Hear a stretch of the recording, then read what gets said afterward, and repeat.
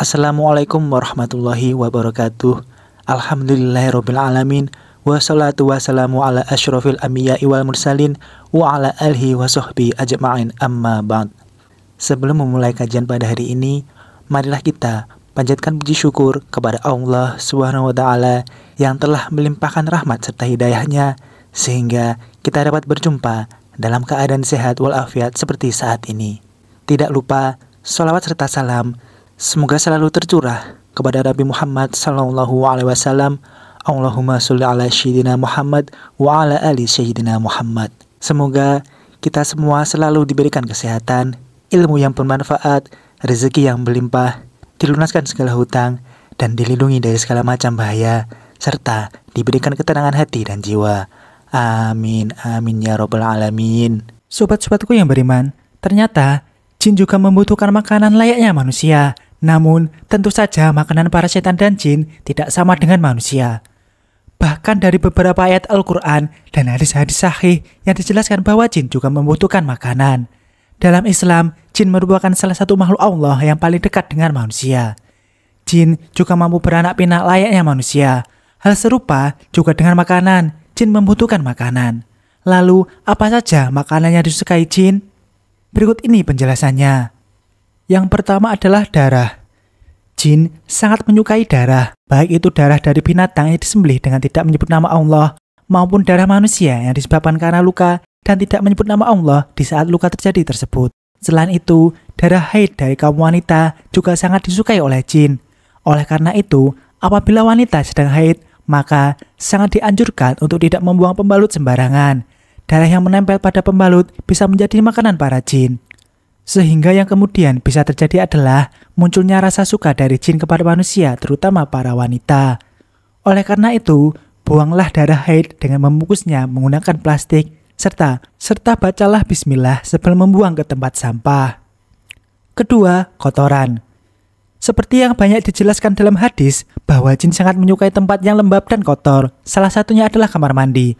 Kamar mandi menjadi tempat para jin untuk menemukan makanannya, yakni kotoran.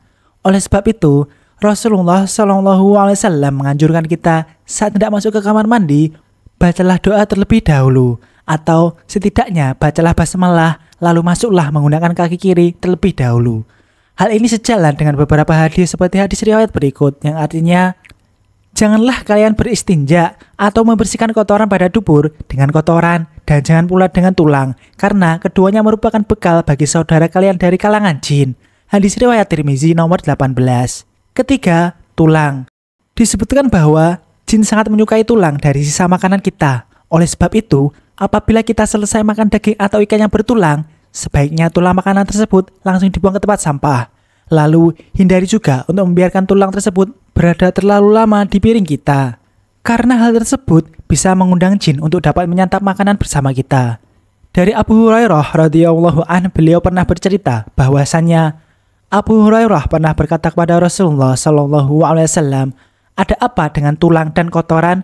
Beliau bersabda, tulang dan kotoran adalah makanan jin. Keduanya termasuk makanan jin. Aku pernah didatangi rombongan utusan jin dari daerah Nasibin, dan mereka adalah sebaiknya jin. Mereka meminta bekal kepadaku, lalu aku berdoa kepada Allah untuk mereka, agar setiap kali mereka melewati tulang dan kotoran, mereka mendapatkan makanan padanya. Hadis riwayat Bukhari nomor 3860.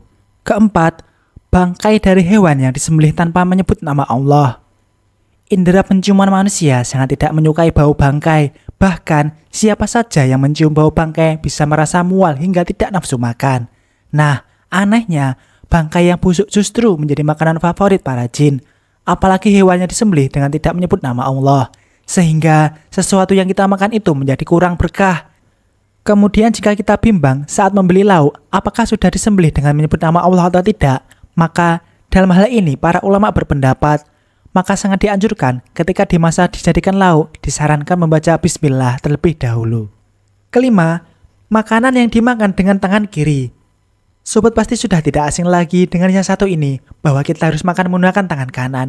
Hal ini seperti yang terdapat pada hadis berikut.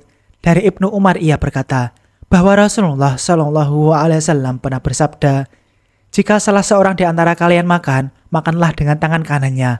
Ketika minum, minumlah dengan tangan kanan. karena setan itu makan dan minum dengan tangan kirinya. Hadis riwayat Muslim. Lalu, bagaimana dengan orang yang kidal? Dalam hal ini tentu saja ada pengecualian. Allah tidak menciptakan suatu hamba, melainkan karena ada kebaikan di dalamnya. Keenam, makanan yang dimakan tidak menyebut nama Allah. Setiap makanan yang tidak disebutkan nama Allah saat hendak memakannya, bisa dikatakan sangat disukai jin. Seperti yang telah disebutkan dalam salah satu hadis, jika salah seorang di antara kalian memasuki rumahnya, lalu ia berzikir pada Allah ketika memasukinya, dan ketika hendak makan, maka setan pun berkata pada teman-temannya, sungguh kalian tidak mendapat tempat bermalam dan tidak mendapat makan malam. Namun ketika seseorang memasuki rumah dan tidak berzikir kepada Allah, jika ia tidak menyebut nama Allah ketika makan, setan pun berkata pada teman-temannya, akhirnya kalian mendapatkan tempat bermalam dan makan malam. Hadis riwayat Muslim. Demikianlah kajian mengenai 6 jenis makanan yang disukai jin menurut Islam. Semoga informasi ini bermanfaat. Wallahu a'lam bishawab. Wassalamualaikum warahmatullahi wabarakatuh.